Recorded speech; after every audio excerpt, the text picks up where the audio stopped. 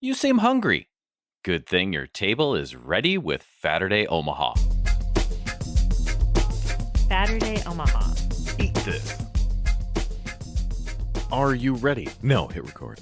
Excellent. Here we go on another episode of Faturday Omaha. That's right. We connect with food. We talk to people in and around the restaurant industry. But today, TJ and I, and literally today, in fact, I don't know, several hours ago, TJ and I went to Lincoln's Pub in Council Bluffs. But of course, I must introduce my co-host, or let him introduce himself. TJ, how you doing? Hi, Dave. This is where we come out the gate with high energy to get you interested in the show as early as possible.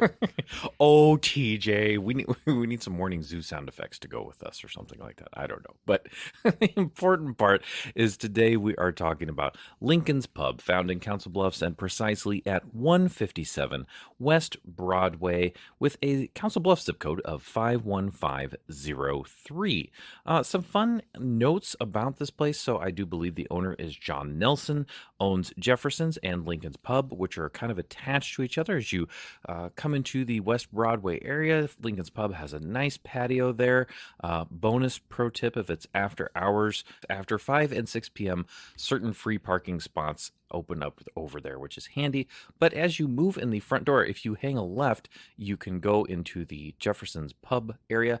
And if you go to the right, that would take you into Lincoln's Pub. And Lincoln's Pub is where the food sits and where the interior of the restaurant is. And the interior of the restaurant is open and spacious with fun signage. Within, there's a bar area. And actually, I have to point out that there's interesting areas kind of throughout. The bar area is some type of granite or stone glass geode looking thing. It's even, but there's like open cutouts below, so it's very interesting to look at. And then I think each table has its own theme. The one that we were sitting at first had some like book covers on it. I think I was sitting next to a Jules Verne novel of some type. I think maybe TJ was next to an H.G. Wells or something, and that was just table number one. Longtime listeners of the show know that there's a little bit of math that's involved with Faturday. Sometimes because we're trying to try many, many things on the menu, we need a bigger table than the amount of diners. Party size times 1.5 minimum. That is correct, and that rule yet again held. We sat at a table for 3, and then TJ's order showed up, and we had to move tables. So that was kind of cool. Towards the back of the restaurant is a wonderful wood-fired oven, which produces pizza and also many other things, which we will talk about. But yeah, a very casual environment. I actually went for both lunch and dinner today. Lunch on we're recording on a Friday, was sparsely populated actually when I went in, and dinner actually wasn't too busy either. So I'm not sure if there was something happening or what was going on, but it is kind of a bar centric area, so maybe on a Friday night it starts to get hopping at 7 or 8. I'm not sure. Well, and there seemed to be a lot more traffic happening at the bars around the area. There were a lot more people moving in, so I think they were more people looking for a pub than the gastro side of the gastropub, including at Lincoln's and Jefferson's, because there were far more patrons on the Jefferson's Lounge side. And I don't know this, but I wonder if you can order like to go and take it to Jefferson's. I don't know. Please ask your bartender or server. But I mean, they're literally right next. So you could go over to Lincoln's Pub, have a pizza or whatever, and then head over to Jefferson's for a drink. But I have to say, and we did not imbibe this evening, but the cocktail list and boozy milkshake list at Lincoln's Pub looked very interesting, TJ had said. So I think that's a pretty cool note. And one thing we didn't get to experience today was the brunch, because we went at lunch and dinner time. But on Saturdays and Sundays, as of this recording, they actually have brunch service available with pancakes. They had a breakfast burger with like 2 quarter-pound patties, an egg and sausage gravy. Some interesting things happening there, and I think they had mimosas and and those things as well. So some neat options available at Lincoln's Pub, but that's the environment. That's kind of the setup on the menu. I would say it's a focused menu. The back half of the menu is pretty much drinks, and the front half has quite a list of appetizers. I think the menu says something along the lines of like to share with others or not. We'll talk about that in a second because one of the appetizers I got definitely could be a meal on its own. They have pizzas, again, wood fired, and they also have a couple of burgers available and a sandwich list. So TJ and I kind of got a decent cross section of a few of those things, but I suppose we should probably delve into the foods unless you have any other precursor items to bring to the table, as it were, TJ. Honestly, Dave, I don't. I think you did a better job observing the atmosphere today than I had. I was highly focused. I think more Yeah. mission oriented than Okay. usual, which may or may not be a positive. I will let the listeners decide as we go throughout this here. Aha. Okay. Well, let's get into some food. We'll start with the appetizer that I got, which we actually shared this evening between the voice of Faturday Omaha and then TJ and myself, and that is the Mike's Meatballs. And the Mike's Meatballs has some Note of correction, Dave. The Mikey's meatballs. live documentation correction from TJ. Well, TJ, since you have that up, I was about to recite off the ingredients list or topping loadout, as you've been known to say, but why don't you throw it down and then we'll throw in the analysis. Well, Mikey's meatballs consist of house meatballs with tomato sauce, Parmesan, and wood-fired bread. That last being of some significance, I feel. Yes, very, very much so. And this is a gluten strand throughout our conversation here as we are talking about different wood-fired dough items. And so you get 3 really good-sized meatballs with the Mikey's meatballs. Thank you, TJ. And since we had 3 diners, What do you think? Almost, maybe even a little bit bigger than racquetball. oh yeah, it was. I would go. I'm gonna go trending tennis. Yes. trending tennis ball, 3 tennis ball sized meatballs there with a much better consistency than at least the last set of Wilson Gold tennis balls that I ate. And this is a disclaimer: I think don't you're eat tennis I balls. think you're just not tenderizing your tennis balls enough. But The tennis ball sized meatballs, however, were very delicious. First of all, let's just get that out there. But I really like the consistency. I'm thinking that they were a beef pork blend. TJ, your thoughts on the meat consistency since it did not say on the menu? I'm going to say definitely a maybe even a primarily pork blend. They were a little bit softer, a little bit more mild. They were seasoned well, Mm-hmm. but not extremely so. You're just aware that they have a uniform and not over assertive flavor throughout. Again, I think I'm more aware of what I assume was pork in there, that lighter both texture and flavor.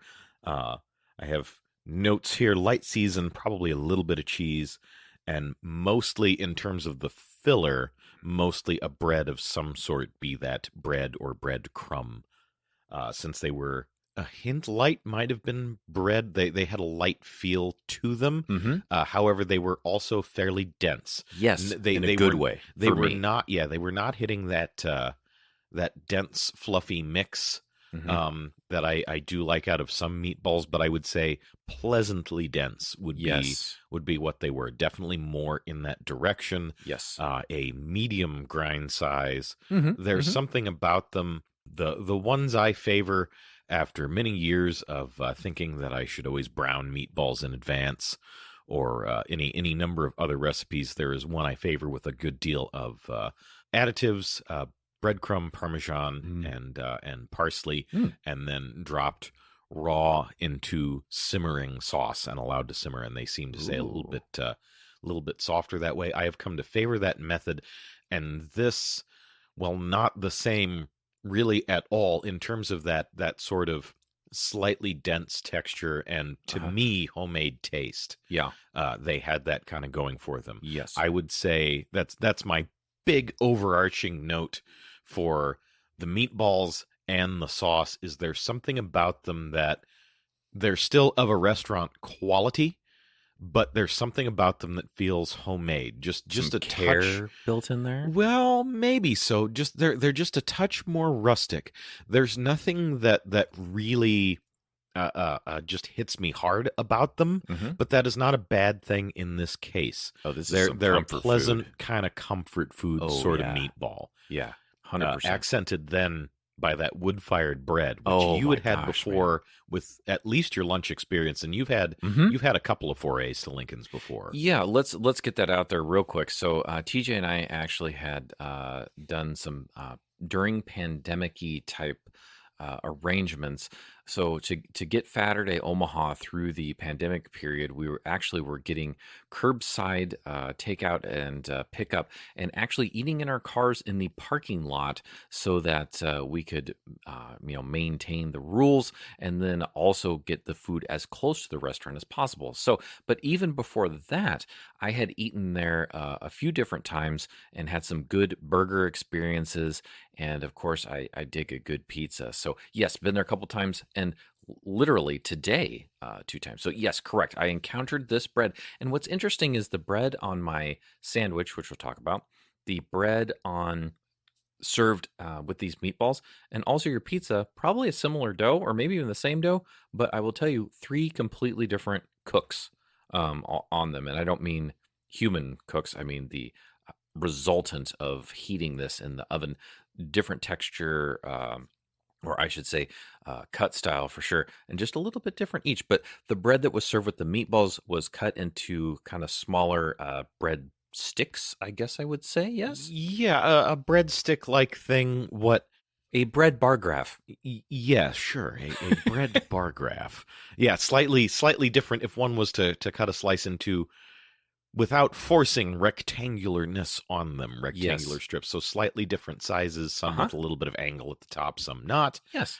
So the little bit of character to your semi-rectangular breadstick type devices, with a nice bit of thickness to them. They had a what I would describe as a. I'm going to try and get here first on all crust and bread descriptions, Ooh. Okay. because I'm going to lay out a short layman's version of them, and then you, with your increasingly knowing enough to be dangerous pizza knowledge, Mm, will have generally a good deal more understanding of proper terminology than I will. I So see. I'm going to say this. I would say a fairly open crumb, larger air pockets. Hmm. I would say a rich texture. I imagine there was some fat in this dough. Maybe a little olive oil hiding Yeah, in there. so Could be. certainly a richness, a nice breadiness to them, a moisture on the inside, and a good sort of not quite crackly, although the pizza grip, the cornicione, had that. And again, I agree with you. I think it's the same base dough, but sort of a crackly crust to it, just a little bit of one, and then dusted with what I think we agreed is probably a sprinkle type Parmesan. Yep. I am surprised that none of it got to the near black stage, Yeah. as hard Golden as brown. Literal yeah, golden as brown. much heat as they apply to those bits of wood fired That bread. fire was rolling But tonight. yeah, the sprinkled on slightly nutty substance seemed to be Parmesan, Hmm. and was all evenly golden. So not Yep. adding a ton of like the saltiness or the dairy flavor that a More sprinkled the Parmesan would nuttiness. add, but more, yeah, straight up nuttiness, and just enough of it to add a nice little bit of texture on it. Yeah. Again, this is not your first experience with the wood fired bread. Hmm. This was the first time I'd locked jaw on the stuff, and the meatballs were nice. Yeah. I could just sit there and give me a little bit of olive oil, some sprinkleable Parmesan, and some balsamic vinegar, and I will sit there and dip that bread all day. The thing is I think our cost on that this evening was $13 for the meatballs, bread, and you got a good load of sauce in there. This is a perfectly shareable appetizer. In fact, we had a meatball to go because we kind of shared things because we didn't want to, pass out from massive quantities of food or be affected thereby.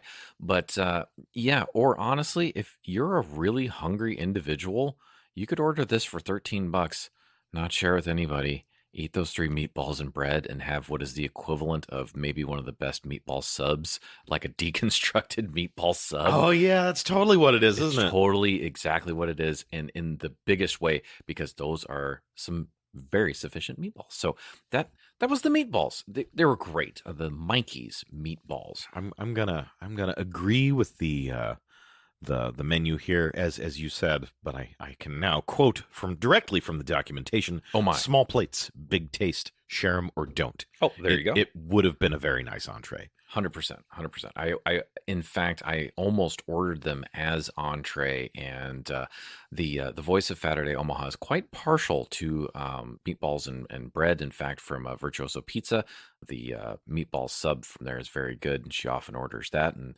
man, she might have done this at some point. So very, very cool. All right. I am actually going to head over to another oven fired item, which kind of an unexpectedly oven fired item, which was what I actually had for lunch today, which is the chicken bacon ranch sandwich. All the sandwiches on the menu run $16, same price across the board.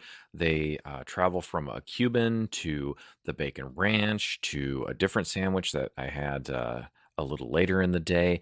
And the chicken bacon ranch has, well, chicken bacon ranch, garlic mayo, I think is forming part of that the ranch thing, because I don't even know if ranch is listed directly on there, but a garlic mayo, pepper jack cheese, which honestly I didn't really detect this in my sandwich, which is okay. It didn't need it actually. I think the garlic mayo handled the fatty component, creamy component there. Lettuce and tomato.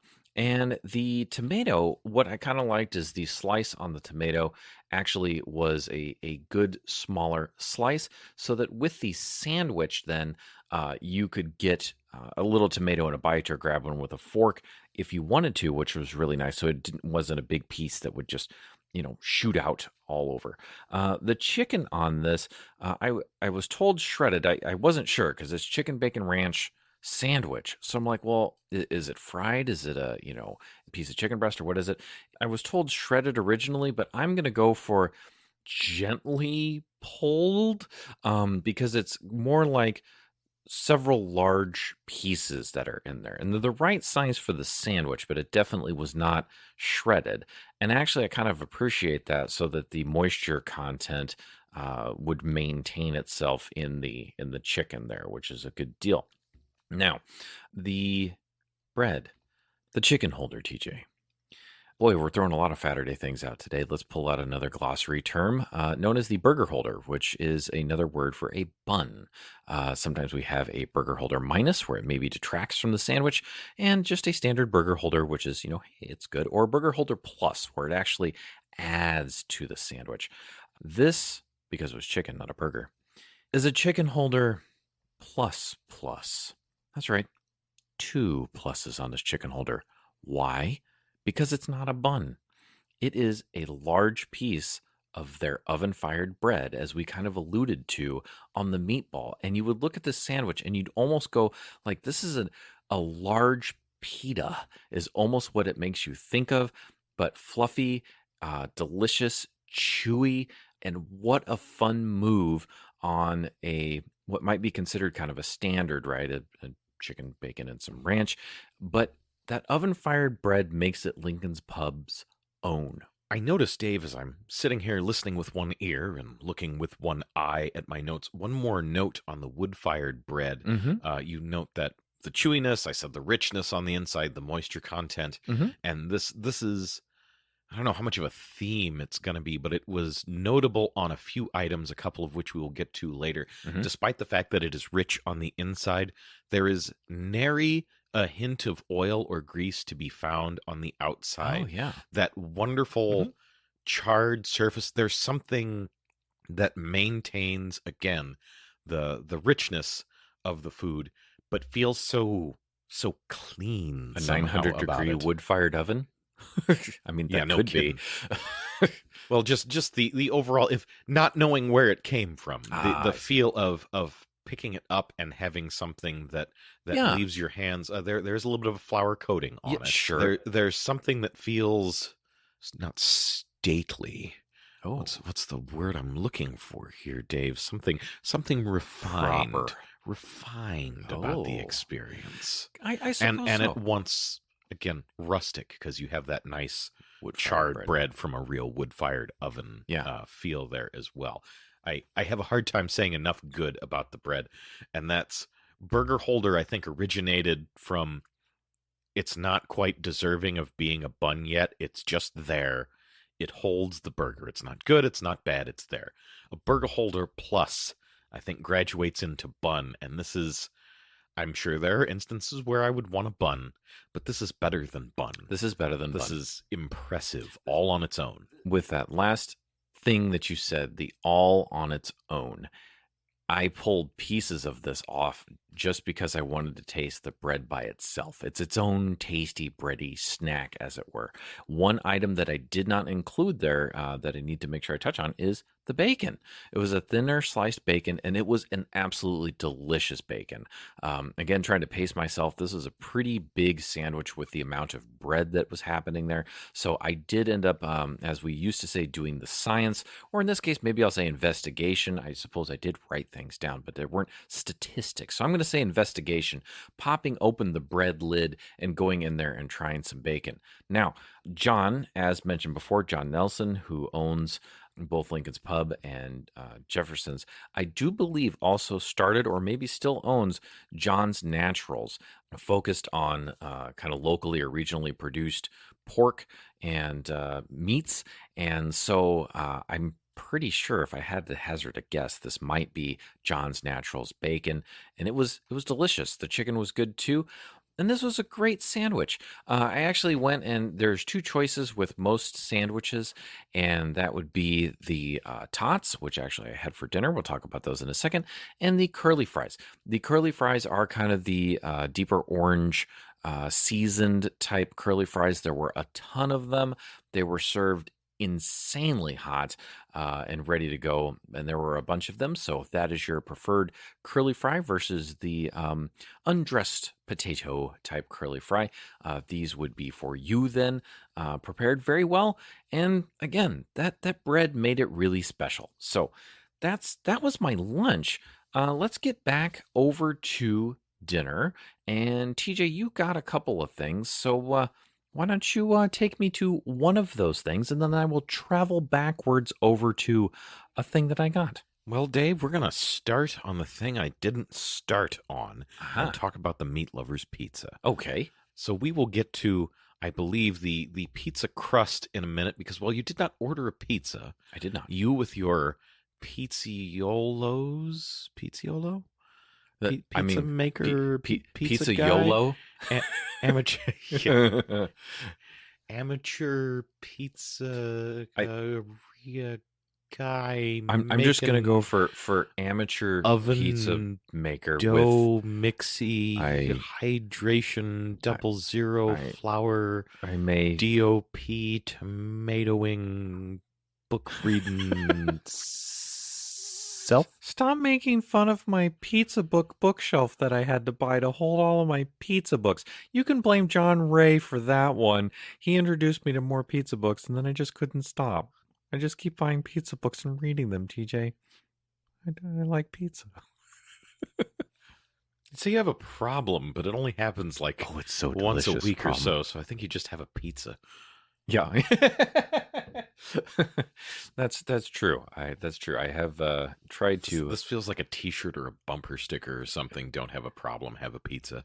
I TM. There you go. It is trademarked and copyrighted. There it was. So, but you did have a pizza, and I had a really challenging time not also ordering a pizza because it's one of the things that they're kind of known for. And I'm really glad that you did this because I was going to say, Dave, you could have had a slice. I think I had enough pizza. You did, because you kind of went all out because you got the larger, like 16-inch pie instead of the 12, and then that I causes figured that would lead to more leftovers, and it certainly did because I got the biggest pizza box they have, and I had to set slices on top of slices when I was done. We had to change tables. Yes, we did. This is totally not the first time. I can remember like 5 instances at You're, least. you're No probably matter how wrong there, so- optimistic we might be about fitting our order at the table, especially when you and the voice of Faturday Omaha, who I will count in this case, despite the fact that the voice of Faturday Omaha is part of the show as the voice, Yes. 2 normal Faturday denizens and guest, Mhm. and you and our voice were eating relatively light, We were. given the day that it is. And I had lunch there earlier. Uh-huh. So there was kind of a thought that, ordering a bit more for investigation. Uh-huh. It'll fit. No, it didn't won't. fit. It didn't It fit never at does. all. You know what I really enjoyed about that, besides the fact that we had to move and it just solidifies the Saturday math and that whole situation. I just like the part where there were 5 people kind of around this table where the servers are staring confusion, not knowing what to do because the order has exceeded the surface to which it was to be applied. And it was great. And they were awesome and helpful and helped us move in the whole bit. But yeah. So how about that pizza? So we'll talk about the crust in depth later. This one, however, I will say I waited too long to get to it. We were kind of talking, so between that and making notes, like by the time I was done making notes on meatballs, I was 2 slices into one of the pizzas. So timing didn't work out as one might hope. That Meat Lover's pizza sat there for quite a while. So the crust kind of, steamed against the pan. The cheese tightened up on you. Uh-huh. Yeah. So there's going to be more negatives than there should be on this Meat Lover's which pizza. is our bad for Yes. letting it sit there. Let's be clear. Yes, strong disclaimer on the validity of this description due to those factors. I don't truly know what this pizza would have been like had I eaten it the second it got to the table. What I do know is the crust does hold up to additional saturation pretty well. Nice. Okay. It's already a I hesitate to say anything about pizza now because you know more than I do, and I am merely a babe in the woods as far as it goes. But has that little bit of like you expect with a New York pizza where the tip droops. Mhm. It had a fair amount of that, not a super rigid type of crust to begin with. So once it's saturated, it's a pretty floppy slice. However, it turns from more of a gently doughy, soft crust with a charred, slightly crisp bottom surface Mhm. into the layers kind of collapse and it becomes almost like a pastry, or like a I hesitate to say it this way because it might sound off-putting to some, but a little like a crepe texture almost. Yeah. And I Okay. actually kind of like it when it does that Yeah. sauce saturation that makes it seem a little bit more bready, a little bit more smooth. I was actually good with that aspect of it. Mhm. That said, I did kind of investigate my amount of moisture loss, and I believe that I would say this because I got the Meat Lovers was my bellwether, and it probably should have been the margarita pizza. It should, because your own thing, TJ, is the margarita pizza. Yes, as the that standard. is the tester pizza. But I wanted Mhm. something with red sauce, Okay. and I wanted a flavorful topping on it. You got Which one. not that basil doesn't count, but I wanted something like a sausage, which I had, Meaty. or a pepperoni, which I had, Yes. or a bacon, which I kind of would have liked. But so we wound up with this one. But I believe I would say this, regardless of the time sitting there, I need more sauce. That's a TJ thing, by the way. I have said that about many a pizza, and I know that minimal sauce is a strong philosophy That is correct. in the pizza world. It is. But I really wanted to taste more of that tomatoey goodness to balance things out, especially with both positive and negative, because again, it did sit long enough that the cheese tightened up. So instead of having cheese pull, it was more of a pile piece. of mozzarella. Yeah, a cheese Yep. piece. But nothing wrong with that flavor-wise. I liked the flavor of the mozzarella, however mild mozz may be. Mhm. It was a good tasting mozzarella, and there was quite a bit of it. I would say There's a lot. yeah, both on the Meat Lovers and the other pizza, which we'll get to in a bit, which I did get to fresh in both cases. I would say thickness-wise, a good deal more cheese than lot of crust. cheese. It was quite a bit. They are Oh, yeah. generous with that topping. In fact, that's a good call out. Having looked at that slice, and I picked at a little piece because I was trying to, I was like, hey, there's some pizza sitting here. Yeah, I would say the mozzarella was actually thicker than the flat of the pizza there. By a fair amount, I think. Yeah. And there again, I didn't skimp on the toppings. I kind of feel like that's where I want just a little bit more, and it has to be a difficult balance for Lincoln's, I think, because of that thin crust. Yeah, I you think don't if want it you to get wet. Yeah, if you over sauce that, it would have been mush. And you need to launch it in the oven too. If you soak it and it sticks to your pizza peel, you're just done, buddy. So I think you make a calzone. That's what happens. I wonder how much that's going to, if they have a preset sauce amount per crust, like a ladle of a specific size. Probably so. Or if it varies a little bit from whoever is cooking to whoever else is cooking. I wonder if the sauce soaking into the crust and maybe even combining with a little bit of the cheese layer also reduced the amount of fluid sauce that was existing on your pizza. Probably did so, but I like to think I'm a good judge of how much it would have done that, and I think I'm still right, and I need more sauce. Don't you belittle my need of more sauce. All of that said, a decent slice. I think if I had gotten to it fresh, I would have liked it a good deal better. Decent components. Getting into the toppings themselves.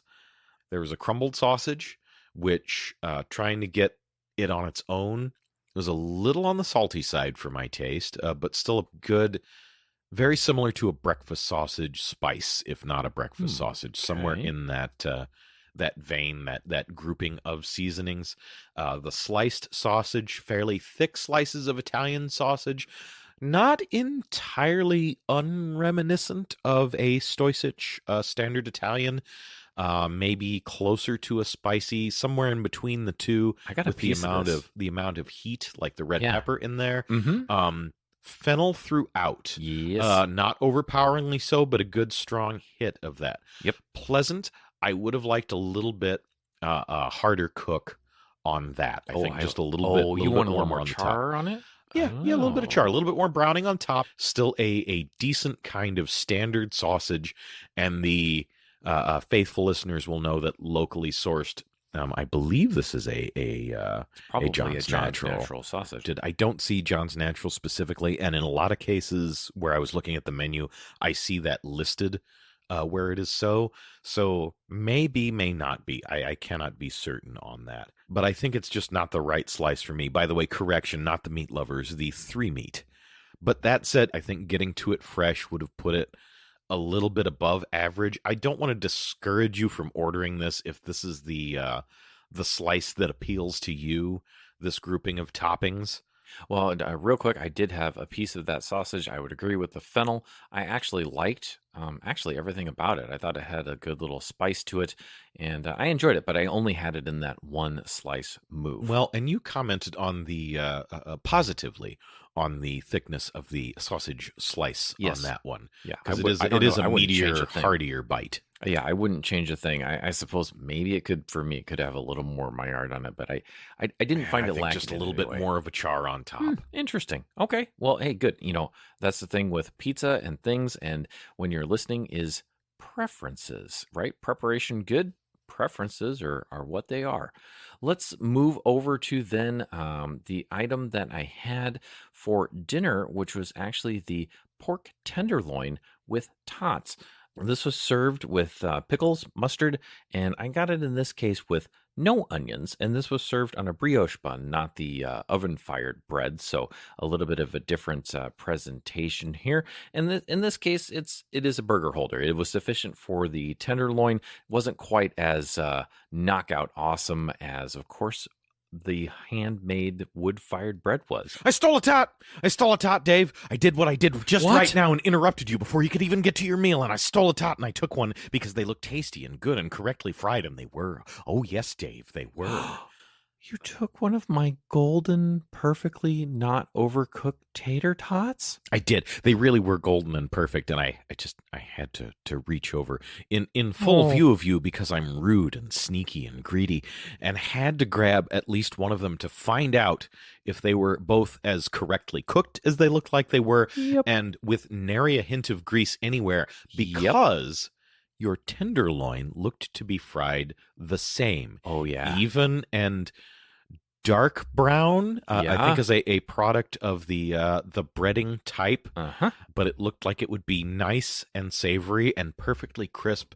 Like there was no hint of greasiness visible. And I went, well, I'm not going to steal a piece of your tenderloin right now, but I can grab one of these tots and see if the fry on there is as good as it looks, It was. because it is nearly impossible. Maybe there are enough magical professional restaurant fryer devices that will do this for you, maybe, but it is nearly impossible to hold your oil temperature at that perfect spot and leave things in there exactly long enough that they come out looking dry and tasting perfect. And as many restaurants as there are plenty of places that will do a good fry that is a little bit greasy because it's fried food and you expect some of that, but very few hit that note of perfection that I sensed looking at it, and therefore stole your tot. So Dave, is my fry assessment accurate both on the tater tots and the sandwich? Because I want to know about that sandwich.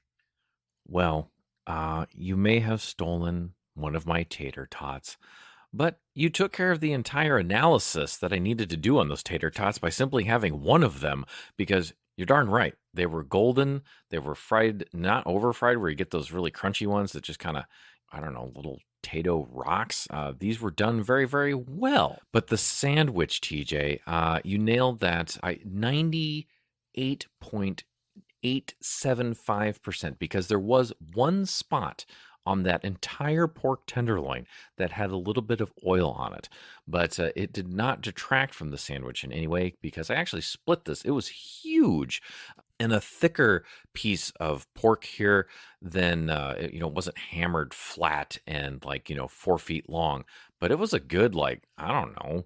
Kind of looked like about a half incher at a best guess. Yeah, that sounds good. It was pretty thick, and then though. I think we actually do have a good reference for this, I believe, because Dave, you put yourself out there a fair amount. You got the TV interviews a little bit, and you got quite a bit of yourself on social media. People have seen your head. And that tenderloin was about the size of your head. Yeah. At least if you were to measure from chin to top of scalp, I don't think it would cover the left to right bulbousness that prevents me from wearing specific perhaps, hats. but it was mostly there. I'd say 3/4 of bulbousness at a Okay. minimum, and certainly top to bottom. Excellent. Yeah, it was good sized, and I appreciated the fact that it was a little bit thicker. Just it wasn't dry in any way. It was super enjoyable.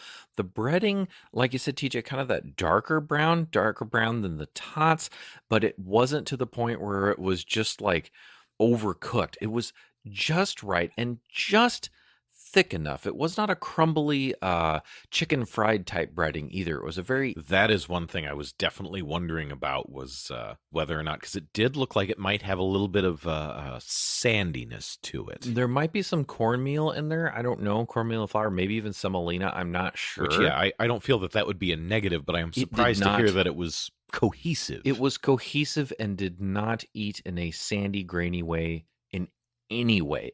I would not change a darn thing about the way that they did this tenderloin. I might ask for, you love mustard, TJ. You used to do spoonfuls of mustard as a kid. What do you mean used to? Oh, okay. Still do spoonfuls of mustard. If you are one of those folks, like my co-host TJ here, there's a decent amount of mustard on here. I am sort of a mustard with other things kind of guy, a little swirl. So next time I might ask for the mustard on the side. Again, a preference, not a preparation. This is just me personally. But my heavens, TJ, this thing was delicious. I loved it. Again, I can't say enough about the color, because I wanted to say mahogany, but it's a shade before. Mm-hmm. And if it had gone mahogany, it would be too dark. It would start to have a burntness to it. Mm-hmm. But it was right before there, as dark as you can get without being too much so again, from the looks of it, and as you're describing it, it was. I must ask, however, Yes. about the mustard. You say there's mustard. Mm-hmm. Mustard is important. There's so many variations. The wonderful world of mustard is vast and wide. Do you deep still in all have these your things. annual pass to the World of Mustard? Yes, don't you know that the world is a carousel of mustard? Beautiful, wonderful yellow mustard. So the question is, are we talking like a I just thought of how theoretically unappetizing this is going to sound when I say it. no. But mustard, was it a similar mustard to the one that everybody knows that kind of rhymes with trenches? No. Or are we talking like a brown mustard, like No. a stone ground mustard, No, like a definitely Dijon not. mustard? Definitely not. So what kind of mustard? I think this was in the pantheon of mustard, which I believe is the last exhibit before you get to the gift shop, where you can buy tiny mustard earrings that actually work, and mustard Pez dispensers and things You like clearly that. have not been to the world of mustard in some time, the wonderful Oh. world of mustard in some time. The pantheon of mustard looks down on us all at Oh. all times. Let's just put it this way. TJ, you probably would have liked it because there's a decent amount of mustard. If I was not sharing the sandwich, I might get those onions on there. But honestly, it's just a darn good sandwich, and the fry in it was perfect, and it was very tasty. I would absolutely order this thing again. It was super enjoyable. And because it was as big as my head, as TJ is wont to say sometimes, very shareable if you're not looking to get some hunger destroying, considering especially that we had those Mikey's meatballs earlier. TJ, I believe you got one other pizza. Is that true? I did. The one I expected to have very mixed feelings on, and the one I was curious about, and the one I got to first. The barbecue pork with blackberry habanero sauce pizza. Hello. So first off, the pork, the barbecue pork. Yes. That stuff was moist and flavorful and delicious. Excellent. In fact, I could have used a bit more, but not necessarily so. It was good with the amount that it had. I just would have liked more because it was delicious. That's fair. I was going to say judicious distribution of toppings on pizza is an important thing, but I could see where it was just delicious and you just wanted a pile of it.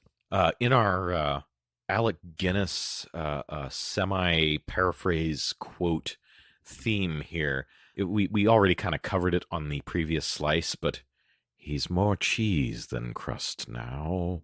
there is more of cheese than of crust about this. And that had started to tighten up a little bit by the third slice, which I didn't mind in this configuration. It was good, both fresh and as we started to move through it. I think just because of the physical lightness of the sauce, because it was kind of a minimal sweet. You definitely got a little habanero sauce, the blackberry habanero sauce. Ooh, sweet heat. So yes, very much so a sweet heat. It was just a nice, even heat, a good flavor insofar as it goes. I could swear a hint of some sort of warm spice, though I was having trouble figuring out what. If it was cinnamon, it had to be the barest hint of it. Something else other than maybe could have been a clove. I mean, it was just the tiniest background hint of it that seemed to tie things together. So maybe the habanero had more flavor to it than I thought, but I tend to think of that as a lighter, savory flavor, usually habaneros. Okay. Somewhere in that class. So I don't think so. I think the warmth was coming from Loved habanero the class. flavor. The flavor warmth was coming from somewhere else rather than the habanero itself, whereas the actual, physical capsaicin punch was coming from the habanero, and then the sweet, dark berry, jammy kind of flavor with that little bit of warm spice in there, and the habanero evenly throughout. It's not if you get into the cheese first, depending on how exactly you're eating this slice of pizza or what is in your mind at the time, because you can focus a little more on one flavor than the other. If it's cheese first and then sauce, you'll feel like it's a back bite. But anytime you are tasting that sauce, you are getting a very even, just enough bite to be an actual bit of bite. But it's very even, very mellow throughout. It's a comforting warmth. It's just the barest hint of that capsaicin pain that you're looking for when you get something that says habanero or jalapeno or hot sauce or whatever on it. Speaking of whatever, what else was on this pizza besides that sauce? This is going to be the divisive part right here Oh, because I there were know- some I know what's sprigs of fresh cilantro Oh, on there, And there's another thing that's which, gonna yeah, be divisive. I thought were absolutely wonderful.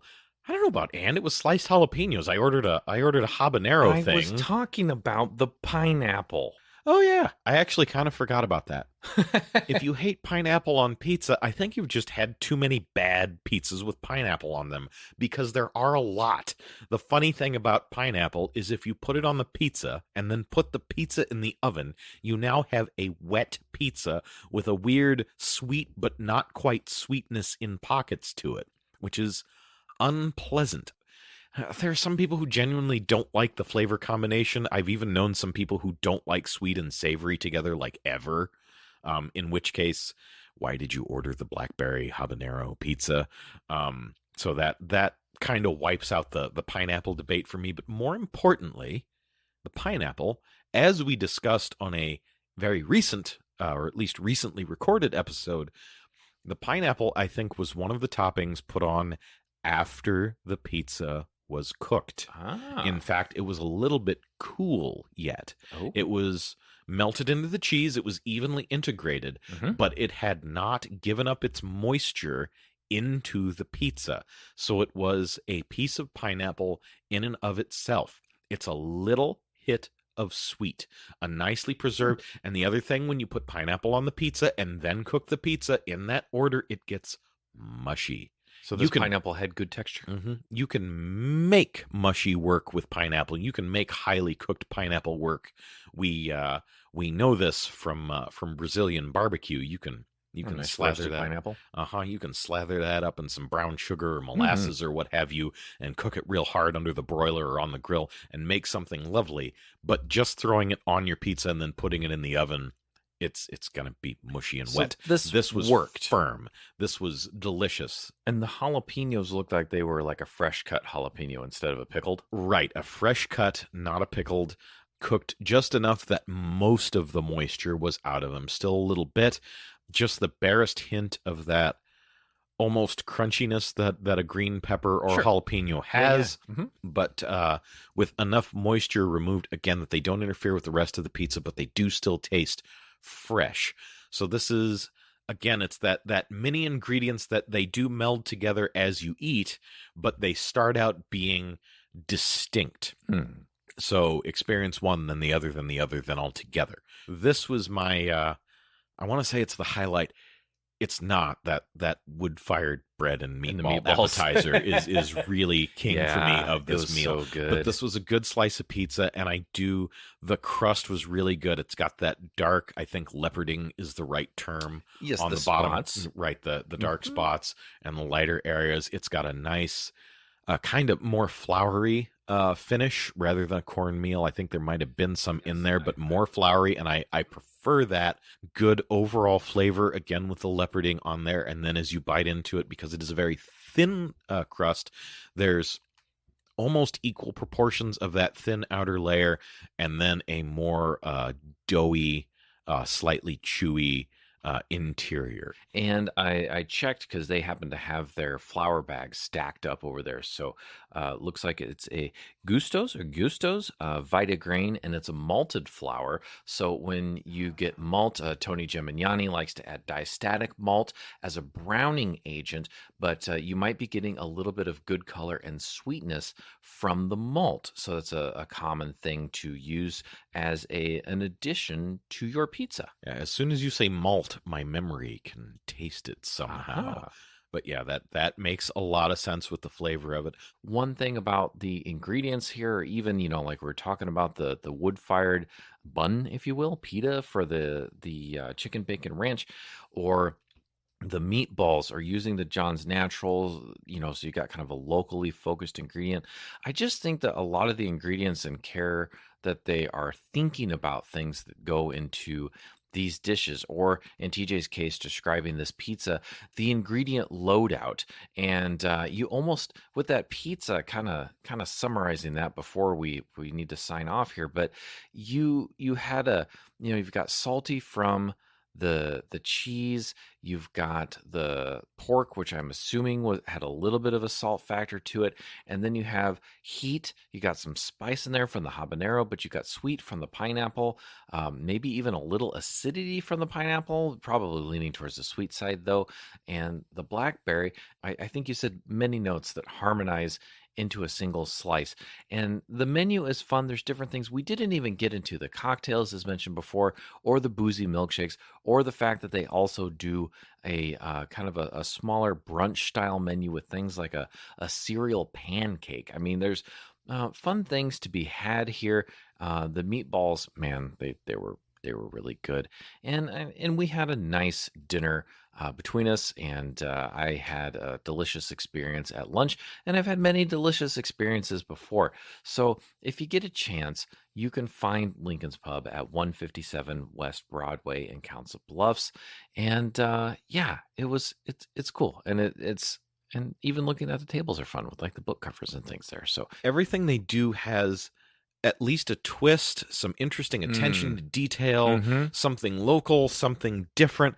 It's worth a try, and it's interesting, and they're doing some different things, and I like that local focus and that little bit of a twist on things. It's very thoughtful food. There's a lot of thought and I think care put into it. This is some interesting stuff, and I will definitely be back. TJ said it well, some intentionality and interest. And that's one of those fun Faturday things is you look at each item on the menu and it's Lincoln Pub's own, and they placed interest on each item. And I really like that. Intentionality, he says. The $10 words on this guy. With that, we're going to wrap it up here on our Faturday Omaha episode. Thank you so much for spending time with our conversation. And as we say sometimes, I'm Dave. I'm TJ. And we are Faturday Omaha. Appreciate you as always. And until we eat again, stay hungry. Bye. Our show is recorded and produced by Faturday Omaha. You can find us on Instagram, Twitter, and Facebook, as well as email FaturdayOmaha@gmail.com. Thanks for listening, and stay hungry. Faturday Omaha. Eat this.